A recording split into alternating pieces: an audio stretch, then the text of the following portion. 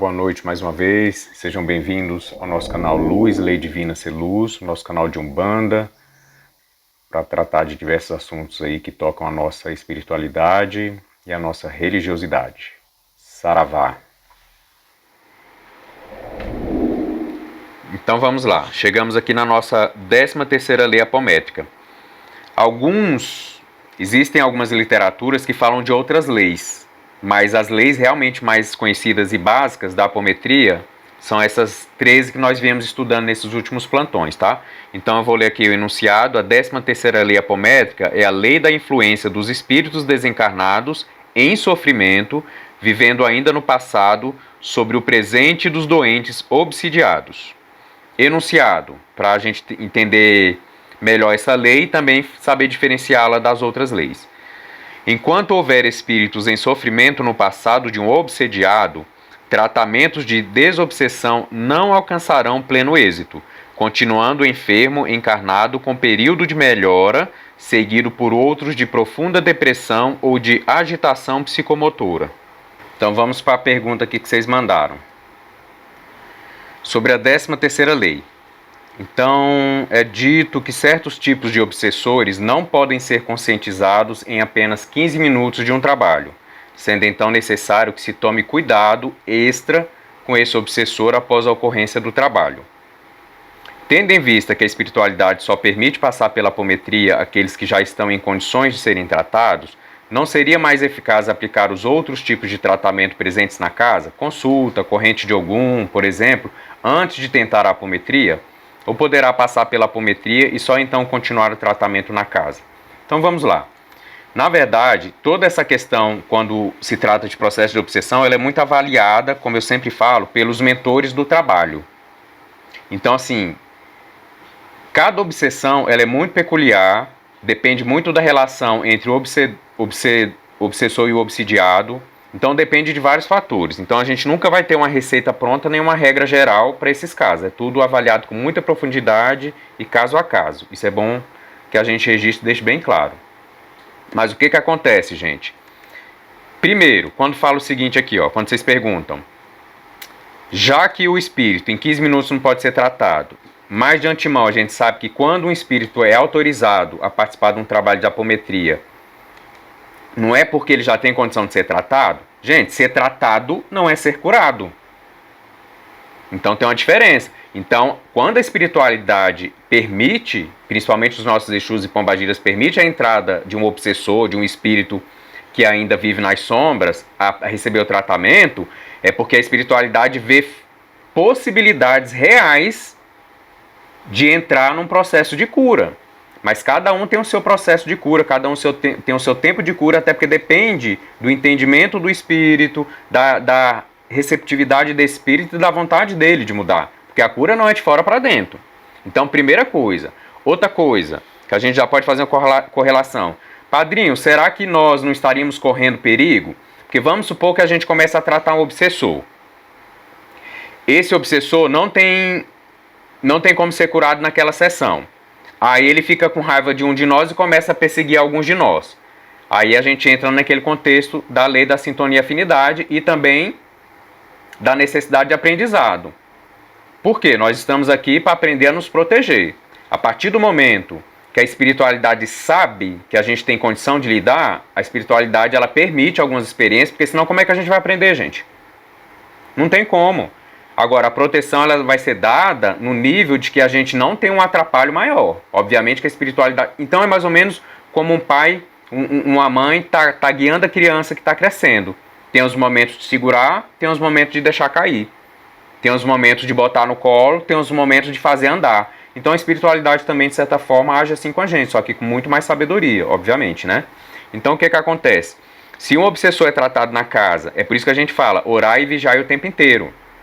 Porque a gente está, sim, suscetível a esses ataques.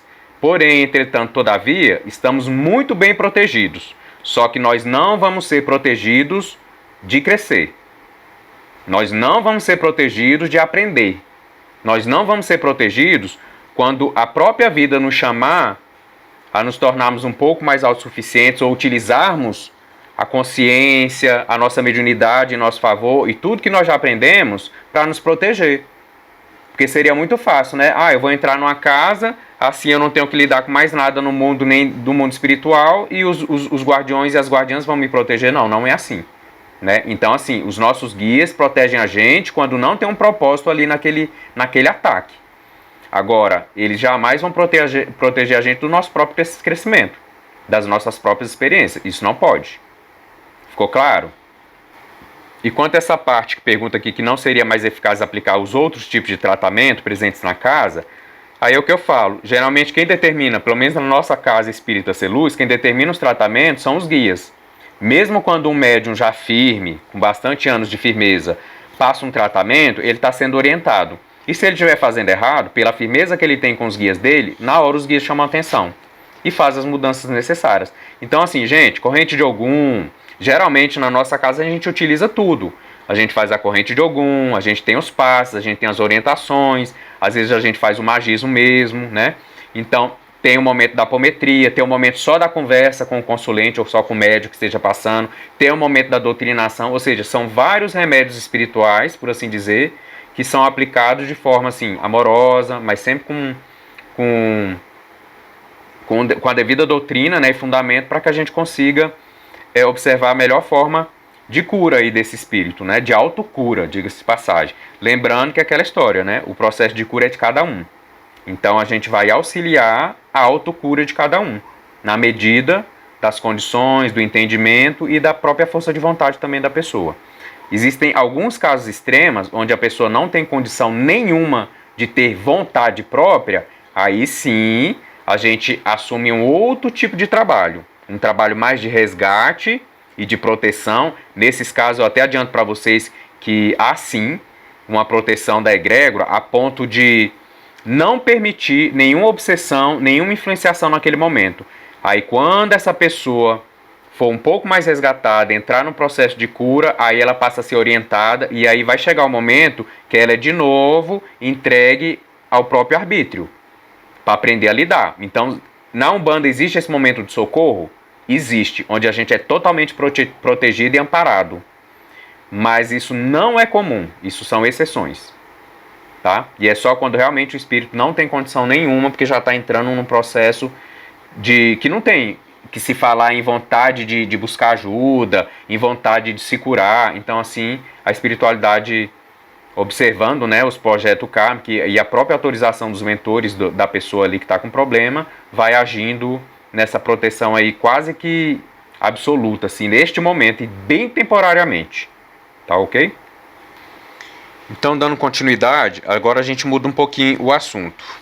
Como a gente fala, os nossos plantões são muito diversos, né? A gente deixa as dúvidas fluírem e a gente vai respondendo e fazendo os links quando necessário, né? Inclusive, eu até penso que a nossa mente trabalha muito melhor assim, quando a gente começa a costurar os diversos assuntos, porque a gente vai aprendendo a raciocinar e a refletir com silogismo, de uma forma mais lógica, né? Então, olha só, saímos da 13ª e última lei apométrica, né? De acordo com a apostila que a gente tem. E aí mudamos um pouquinho o sentido aqui. A pergunta é o seguinte: o perdão ajuda na quebra do karma? E o ofensor, como fica? Gente, perfeitamente. Não à toa o Cristo planetário nos falou, né? Perdoais para seres perdoados. Aí a gente entra em vários contextos do perdão, que quando a gente dá o perdão para alguém, na verdade a gente está se libertando. Não é para libertar o outro, é para nos libertar, para a gente ficar em paz conosco mesmos, né? Então, e por que o perdão ele ajuda nessa quebra do karma, na queima do karma? Porque o perdão tem a ver com a manifestação do amor, vocês concordam? O amor em ação. Ou seja, alguém me fez algo que me magoou, que eu considero grave, mas eu perdoei. Ou seja, eu projetei a minha luz. Eu projetei uma verdade que é inerente ao amor que já existe em mim naquela situação. E ao invés de julgar, de sentenciar, de querer me vingar, eu falei, não, eu quero prosseguir. Então é por isso que a gente fala que o perdão é muito mais para nós do que para o outro. E como esse perdão está conectado diretamente com o amor que nós já conseguimos compreender, ele toca o quê? A misericórdia divina. Então, eu não sei se vocês lembram, mas eu vou fazer uma breve revisão, quando a gente falou da diferença, né? Da justiça de Xangô, que ela é rigorosa. Isso está no nosso livro, Iniciação aos Mistérios dos Orixás, quem quiser buscar. Então, na parte que a gente estuda os mistérios, né, de Xangô, os domínios de Xangô, a gente vai falar que a justiça de Xangô, ela é rigorosa, gente, ela é ceitil por ceitil. E é uma justiça que se realiza de fora para dentro, ou seja, é a vida me lapidando, é a vida me dando lições, me dando limites, me refreando. A justiça de Xangô é assim, ela é nua e crua, ceitil por ceitil, tá? Só que quando eu começo a buscar o caminho do amor e peço a misericórdia de Oxalá, porque a misericórdia está dentro do mistério de Oxalá, né? Então o que acontece? A justiça, ela deixa de existir? Jamais, jamais. Mas a partir do momento que eu me coloco no caminho do amor, como esse exemplo do perdão, o que acontece? Qual é o propósito da lei de Xangô? Me ensinar, me sensibilizar, me reajustar. Ora, se eu já estou no caminho do amor, eu já estou me reajustando. Eu já estou me sensibilizando. Se a função da justiça de Xangô é me reajustar, me sensibilizar, e eu já estou fazendo isso por conta própria, vocês concordam que essa lei vai tocar em mim com menos força? É o aspecto da misericórdia divina. Então, assim, a lei sempre é aplicada, mas quando a gente está no caminho do amor, a gente para de tocar essa lei com tanta força, então ela não reverbera na gente com tanta força. Então Xangô, ele continua aplicando a lei, mas sobre a força do amor de Oxalá, Oxalá, vamos dizer assim, né, meio que dá um salvo-conduto pra gente, né? Ele fala, não, meu filho, o princípio da lei que eu criei é para que te coloque no caminho correto. Se você está entrando no caminho correto pela lei de amor e não pela lei da dor, então eu poderia dizer que a lei da dor tem mais a ver com a justiça de Xangô? Tem mais a ver, porque o que a gente precisa entender? Todos os orixás trabalham dentro da justiça, todos os orixás trabalham dentro do amor divino, só que cada um dentro dos seus mistérios, dos seus domínios, aplicando os seus mistérios dentro da sua especialidade. A especialidade de Xangô é a lei, é sensibilizar e reajustar. A especialidade de Oxalá, por assim dizer, eu estou falando de forma figurativa, né? Por assim dizer, é a misericórdia. É a luz no mundo. É o amor manifestado. Então, assim, a gente vai cada um atuando dentro dos seus domínios, dos seus mistérios. Então, de fato, o perdão ajuda, sim, a quebra do karma, a apaziguar o karma. E aí eu pergunto, e o ofensor como fica?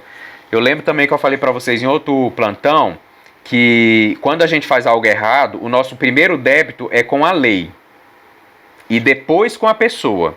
O que isso quer dizer? Que se essa pessoa evolui e ascende, o meu débito com a lei, que é o primeiro débito, continua. Então, essa lei vai ser aplicada em mim com essa pessoa, se ela estiver na mesma vibração comigo, e se ela tiver ascendido e eu tiver permanecido, a própria vida vai me reajustar com outra pessoa que vibre nessa mesma sintonia de aprendizado que a gente tenha. Então, por exemplo, vou pegar aqui um exemplo bem forte para a gente entender.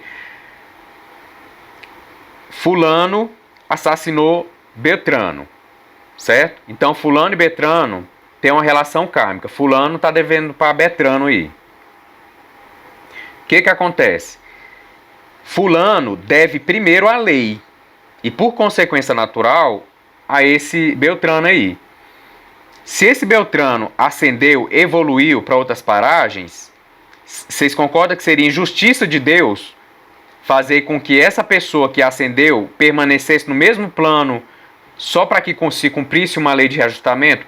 Não faz sentido. Por quê? O reajuste é da pessoa para com ela mesma. Se o outro prosseguiu, ela permanece com a necessidade dela de reajuste e outras pessoas que vivem na mesma frequência vão se apresentar na vida dessa pessoa para que o reajuste aconteça naturalmente. Então o que acontece? O ofensor, ele tem um débito diante com a lei e diante dele mesmo.